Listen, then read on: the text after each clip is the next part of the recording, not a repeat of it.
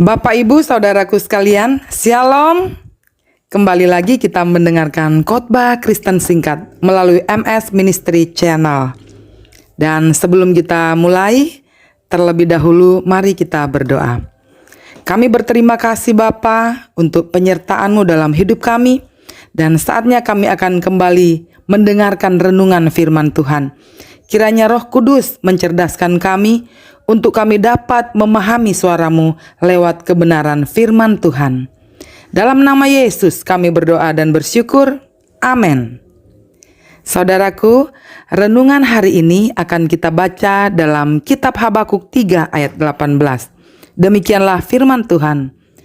Namun aku akan bersorak-sorak di dalam Tuhan, beria-ria di dalam Allah yang menyelamatkan aku. Puji Tuhan.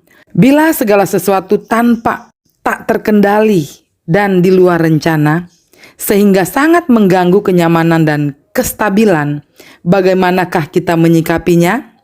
Dan khotbah singkat hari ini saya akan memberikan judul 3 cara kita menghadapi ketidakadilan. Cara yang pertama pastinya kita mau berdoa.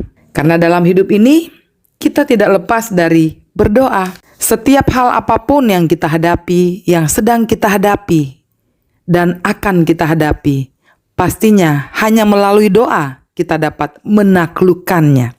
Dan tanpa doa, kita tidak bisa berbuat apa-apa. Hal-hal yang seharusnya menjadi renungan kita bisa saja terabaikan.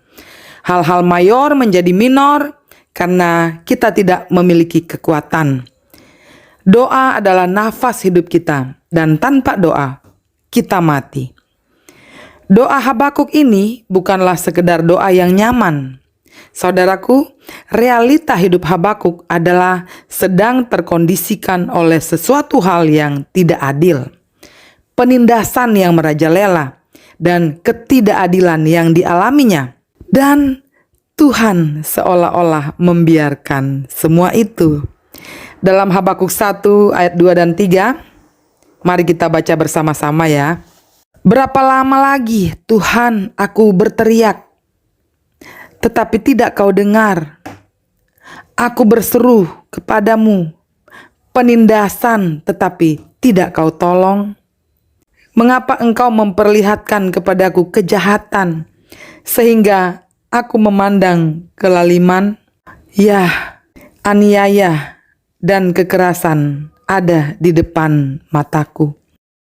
Perbantahan dan pertikaian terjadi. Saudaraku, luar biasa ya keadaan dan suasana yang benar-benar kelam. Disinilah puisi atau doa Habakuk teruntai. Itulah sebabnya doa ini dinyanyikan dalam nada ratapan.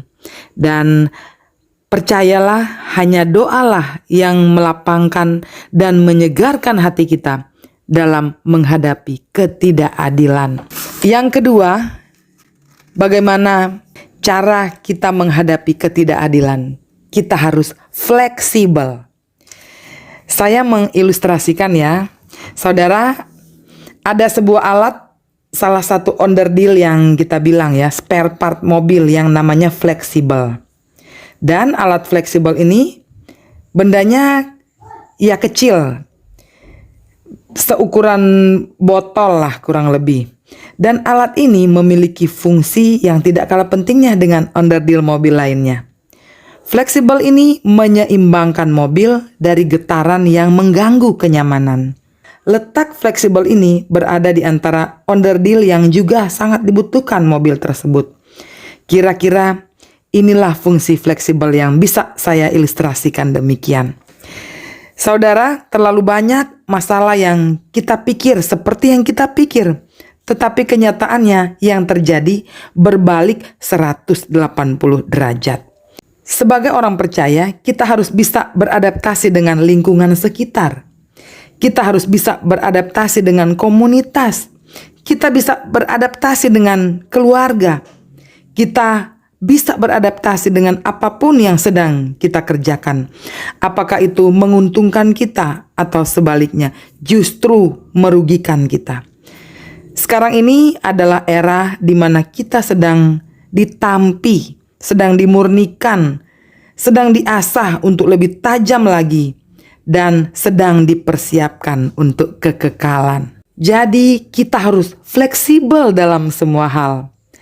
Hal-hal yang sedang kita hadapi, pergumulan beratkah, pergumulan sedangkah, atau pergumulan apapun bentuknya, tetaplah fleksibel menghadapinya. Semua hal patut menjadi renungan dalam hidup ini. Hadapilah dengan keadaan yang seimbang, seperti fleksibel itu. Akhir-akhir ini, banyak sekali orang percaya yang sedang diperhadapkan oleh masalah-masalah yang cukup menguras energi, menguras dana, menguras waktu, menguras batin. Karena yang dihasilkan kebanyakan adalah kekecewaan. Dan tidak sedikit orang Kristen yang teraniaya, yang mengalami ketidakadilan dalam hidupnya. Baik dalam rumah tangga, pekerjaan, keluarga, pelayanan. Hidup seperti tidak adil, hidup seperti tidak memihak, dan Tuhan seolah-olah pilih kasih. Itu ya saudara yang bisa saja dirasakan oleh kita.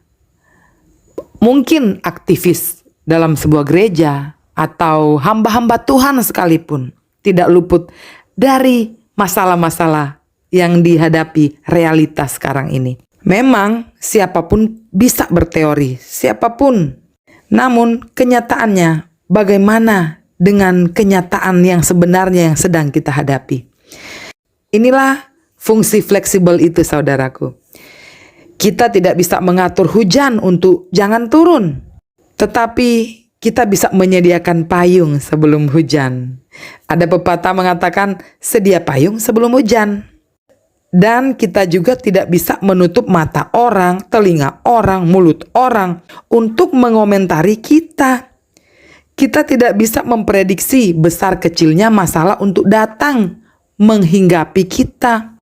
Tapi kita bisa menjadi pribadi yang fleksibel dalam meresponi semua hal yang seakan-akan mengecewakan kita.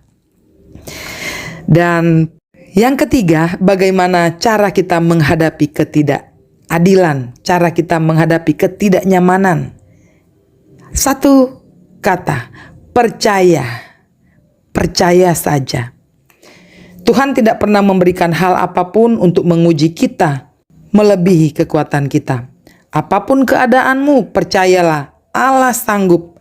Manusia bisa mengecewakan kita berkali-kali, tetapi Tuhan memberikan sukacita melimpah. Karena sukacita itu bagi orang percaya adalah kasih karunia, karunia khusus.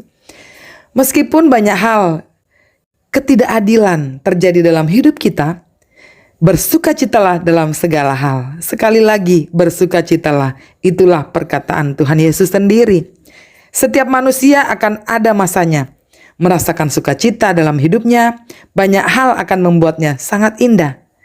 Namun, jangan hanya terfokus pada kebahagiaan dunia.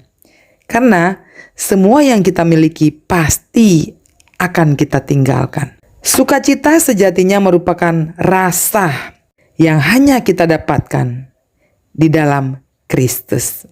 Saya percaya saudaraku bisa menjadi renungan bagi kita. Bagaimana kita harus berdoa, kita harus fleksibel, dan kita harus percaya. Karena ketiga hal ini yang memberikan kita motivasi untuk lebih dan lebih lagi mendekatkan diri kepada Tuhan. Bila semuanya mengecewakan. Haleluya, amin. Mari kita berdoa. Terima kasih Bapa untuk renungan kebenaran firman Tuhan yang sudah kami dengar. Mampukan kami ya Roh Kudus untuk kami dapat melakukan kebenaran firman Tuhan ini, dapat mengaplikasikan kebenaran ini dalam kehidupan kami sehari-hari. Kiranya Engkau memberkati kami Bapa. Dalam nama Yesus kami berdoa. Amin. Kembali lagi buat Bapak Ibu Saudaraku yang belum subscribe channel ini, Tolong untuk di-subscribe dan di-like ya. Kiranya juga dapat memberikan komentar-komentar yang membangun, menguatkan. Semoga konten-konten yang disuguhkan adalah konten-konten yang menjadi berkat buat kita semua. Tetaplah berdoa, tetaplah fleksibel dan percaya saja. Tuhan Yesus memberkati. Shalom.